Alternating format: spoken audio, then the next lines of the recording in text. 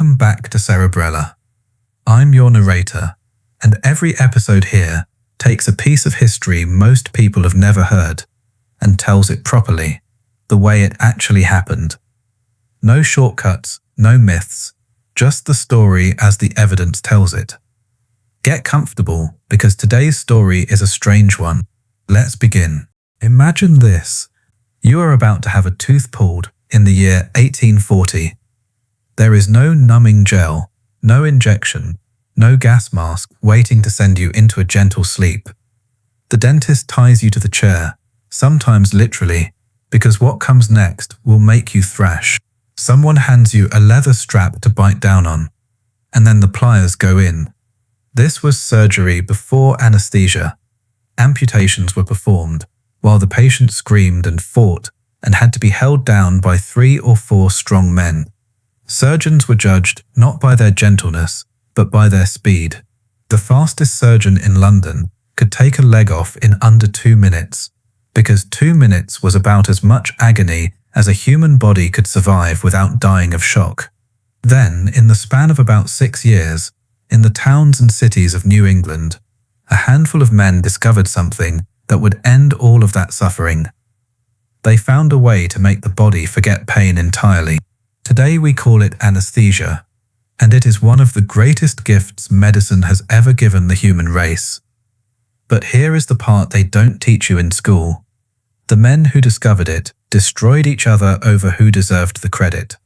One of them ended up addicted to the very gas he helped popularize. One of them died, broke and forgotten in a mental institution. One of them spent his final years writing furious letters to Congress, demanding a reward that never came.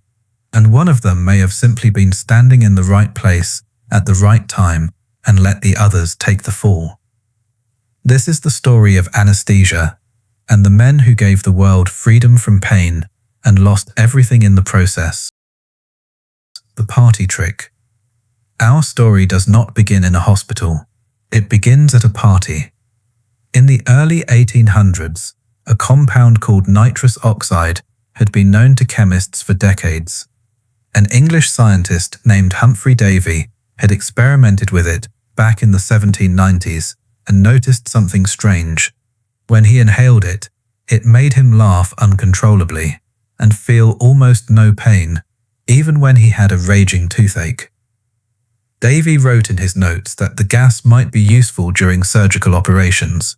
He even said so directly, but nobody followed up on it. For nearly 40 years, that observation sat in a book, unread, unused, gathering dust. Instead, nitrous oxide became entertainment. Traveling showmen would set up laughing gas parties in town halls across America and England. For a small fee, ordinary people could inhale the gas and stumble around a stage, giggling, falling over furniture, occasionally hurting themselves without seeming to notice.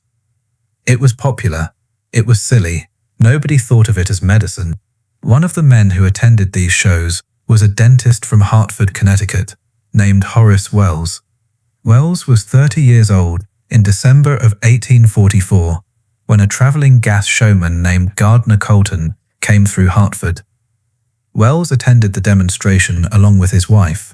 He watched as a young man named Samuel Cooley inhaled the gas, got up on stage, and stumbled around laughing. At one point, Cooley gashed his leg badly on a wooden bench. Wells noticed something odd. Cooley did not react to the injury at all. He kept laughing and did not seem to feel it. Wells approached Cooley after the show and asked if his leg hurt. Cooley looked down, seemingly surprised to see blood, and said he had felt nothing. This was the spark. Wells was a dentist. He spent his working life causing people pain, pulling teeth from patients who had to be pinned down in the chair. If this gas could numb a leg wound enough that a man wouldn't notice it, could it numb a mouth enough to pull a tooth painlessly? That night, Wells could not sleep.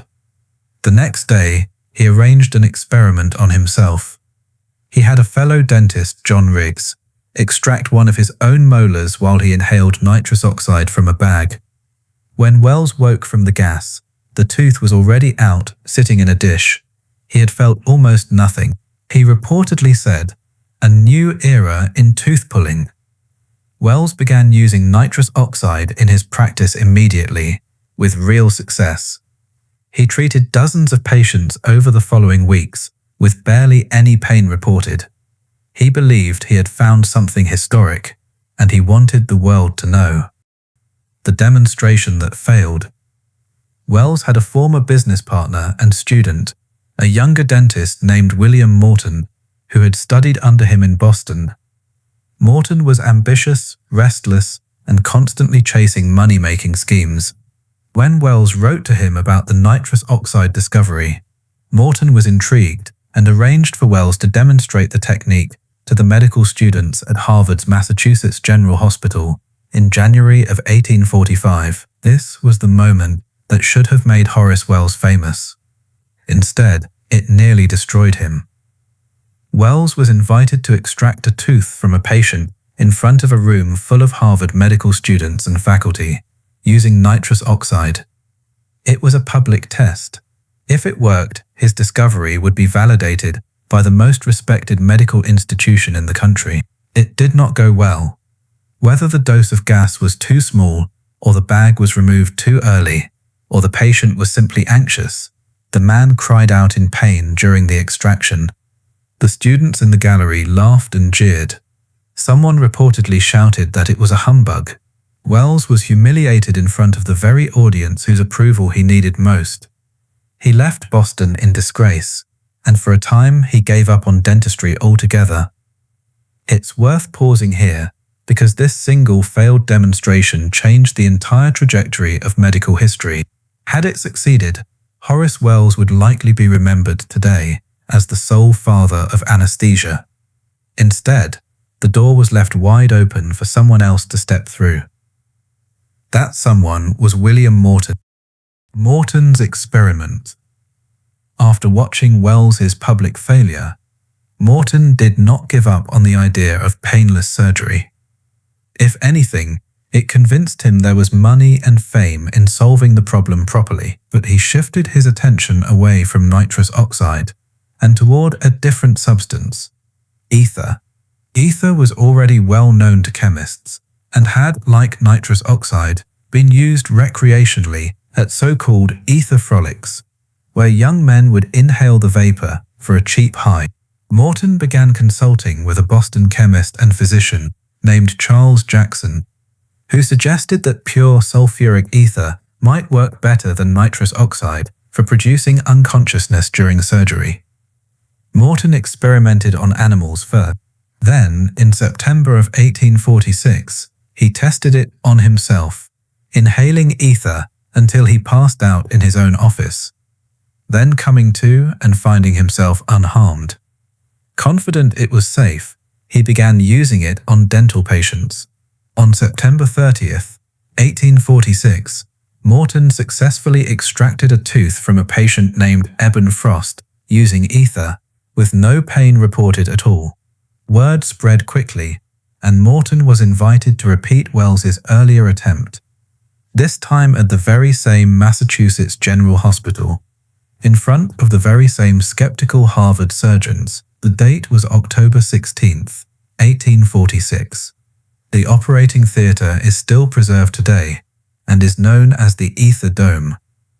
The patient was a young man named Gilbert Abbott, who had a tumor on his neck that needed to be removed. The surgeon was the well-respected Dr. John Collins Warren, a man not easily impressed. Morton administered the ether through a specially designed glass inhaler. Abbott fell unconscious. Warren performed the operation. Abbott did not scream, did not flinch, did not fight against the restraints. When he woke, he reportedly said he had felt nothing but a scratching sensation. Warren turned to the crowd of stunned physicians and said the words that would echo through medical history. "Gentlemen, this is no humbug." This demonstration worked where Wells's had failed, and it worked spectacularly. Within weeks, news of painless surgery using ether spread across America and then across the Atlantic to Europe. Surgeons in London were using ether within 2 months. It was, without exaggeration, one of the fastest spreading medical breakthroughs in history up to that point. William Morton became, almost overnight, the man credited with conquering surgical pain. The fight over credit begins. This is where the story turns from triumph into tragedy, because almost immediately, the question of who actually deserved credit for this discovery became a bitter, decades-long battle involving at least 4 men, each convinced the glory belonged to him alone. The first challenge came from Charles Jackson, the Boston chemist who had advised Morton on using ether in the first place. Jackson claimed that he, not Morton, was the true discoverer, and that Morton had merely carried out his idea. Jackson had a documented history of making credit claims on other people's discoveries. He had earlier claimed partial credit for the invention of the telegraph, arguing that he had given Samuel Morse the idea during a transatlantic ship voyage. Now, he insisted the same thing had happened with ether. Morton, in Jackson's telling, was simply an assistant who had executed his professor's brilliant insight. Morton fought back hard. He tried to patent the use of ether for surgery under the name lithium, attempting to disguise its actual chemical identity so he could control and profit from its use. This move backfired badly. Surgeons across the country were furious at the idea of a monopoly on pain relief. The medical establishment, which had briefly celebrated Morton as a hero, turned against him for trying to commercialize what many believed should belong to humanity. His patent effort largely collapsed once other physicians realized the secret ingredient was simply ether, a substance already well known and impossible to keep proprietary. Meanwhile, Horace Wells, watching all of this unfold from Hartford, was devastated. He believed with real justification that he had been the true pioneer. He had recognized the pain-blocking properties of nitrous oxide 2 years before Morton's ether demonstration. He had performed dozens of successful extractions. His only failure had been one poorly executed public test. And yet Morton was the one receiving fame, wealth, and the attention of the entire medical world. Wells began writing furiously, trying to reclaim his place in history. He published pamphlets, he wrote letters to scientific journals. He argued correctly that the core insight, the idea that inhaled gas could block surgical pain, had been his, and that Morton had simply substituted a different gas and executed the demonstration more successfully.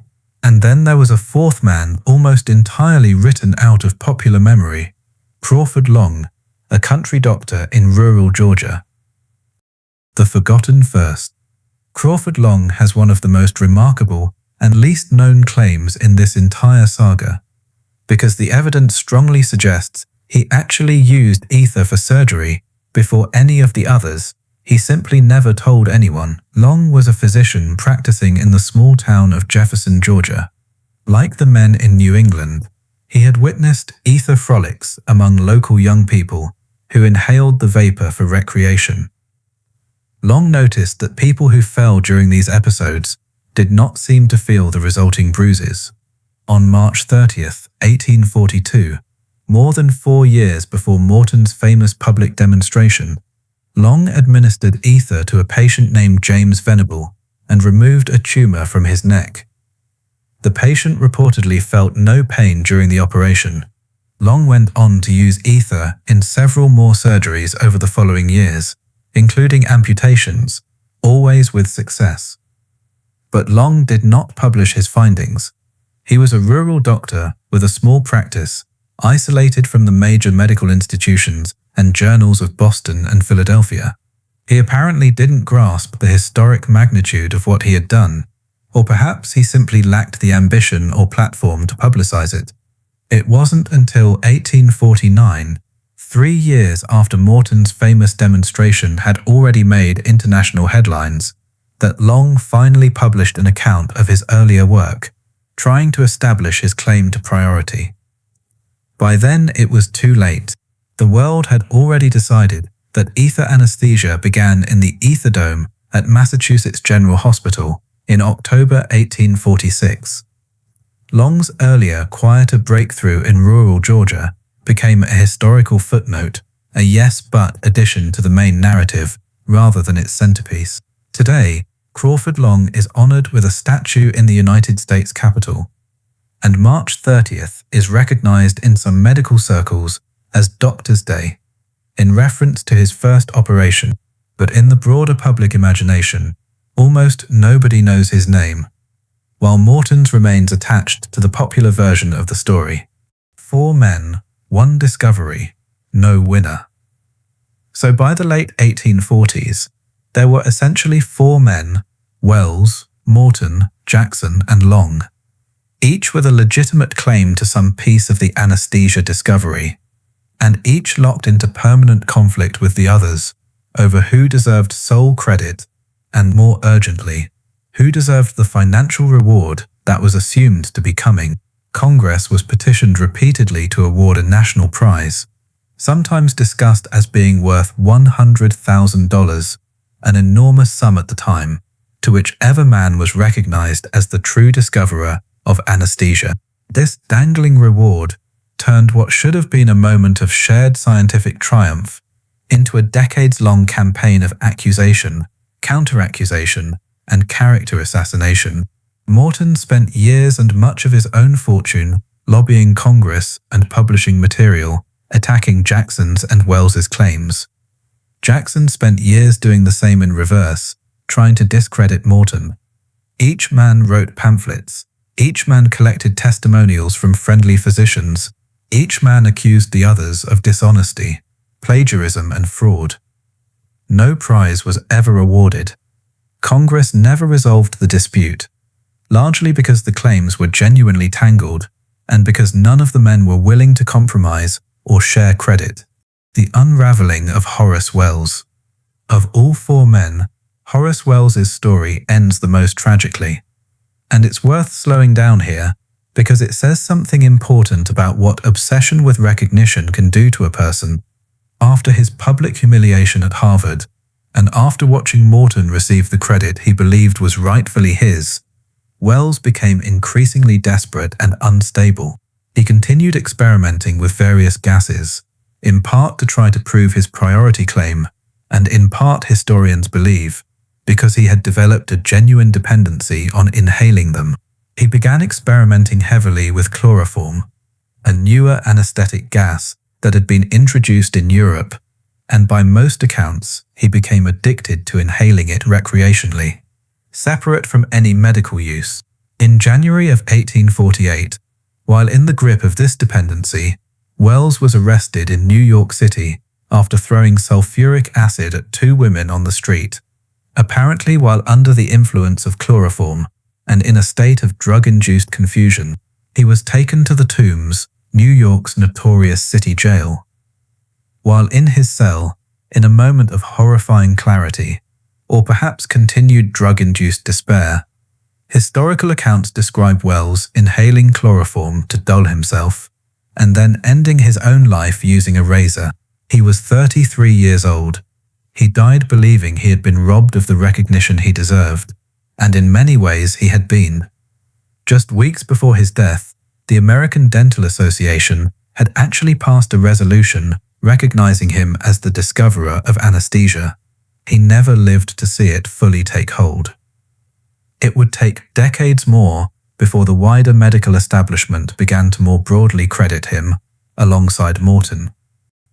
What happened to the others? Charles Jackson, the chemist who had claimed credit for advising Morton, spent the rest of his life engaged in disputes, not just over anesthesia, but over several other inventions he insisted were partly his. His mental health reportedly declined significantly in his later years, and he spent time in a psychiatric institution before his death in 1880. Some historians see a strange, tragic symmetry between his end and Wells's, both men consumed by the fight over credit until it broke them. William Morton, despite being the man most publicly associated with the discovery, never achieved the financial windfall he had hoped for. His attempt to patent and monetize ether anesthesia largely failed. as the medical community insisted the technique should remain freely available to save lives, rather than be controlled for profit. He spent years and a substantial amount of money on his campaign for congressional recognition and reward. Money he never fully recovered. He died in 1868, reportedly after suffering some kind of physical collapse linked to the stress of reading a magazine article that praised a rival's claim to the anesthesia discovery. He died deeply in debt. Crawford Long, who arguably deserved to be remembered as the true pioneer, lived out a relatively quiet life as a country doctor in Georgia, far from the bitter public feuding of his New England counterparts. He continued practicing medicine until his death in 1878. In some ways, his obscurity may have spared him the psychological toll that consumed the others. He never got the fame Morton received in his lifetime, but he also never suffered the very public unraveling that destroyed Wells and Jackson. What makes this story so striking is not just the discovery itself, remarkable as it was, but what the fight over ownership did to the men involved. Anesthesia genuinely is one of the most important medical advances in human history. Before it, surgery was a last resort reserved for situations where death was otherwise near certain, because the human body simply could not survive the shock of major operations performed while fully conscious. After it, surgery became something that could actually be planned, refined, and expanded, opening the door to virtually every advance in modern medicine that followed, from organ transplants to open heart surgery to cancer treatment. And yet the men who made this possible spent their final years not celebrating what they had given the world, but tearing each other down over who deserved the biggest share of the glory. Congress never gave out that reward. No single name was ever permanently attached to the discovery in the way Morton, Jackson, Wells, and Long each desperately wanted for themselves.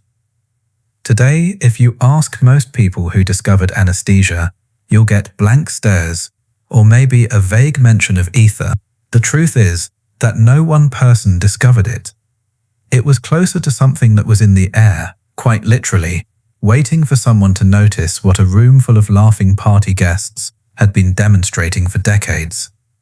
Several men noticed around the same time. One of them announced it quietly in rural Georgia and let it pass unnoticed.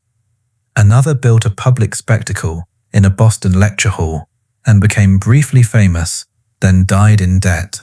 Another discovered the underlying principle years earlier, and when his moment to prove it failed in front of an audience, the disappointment eventually cost him his life. It's a strange thing to sit with. The relief from pain that we all take for granted today, every surgery, every dental visit, every procedure done under sedation, exists because a handful of ordinary men in the 1840s noticed something at a party trick and thought, what if this could save someone from agony? And then, having given that gift to the entire human race, they spent what remained of their own lives fighting bitterly over who should get to keep the credit. Perhaps the real lesson isn't about who deserves the title of discoverer. Perhaps it's about what happens when we let the need for recognition eclipse the value of what was actually achieved. 4 men gave the world freedom from surgical pain. Not one of them found peace in it. Thanks for listening, and we'll see you in the next story.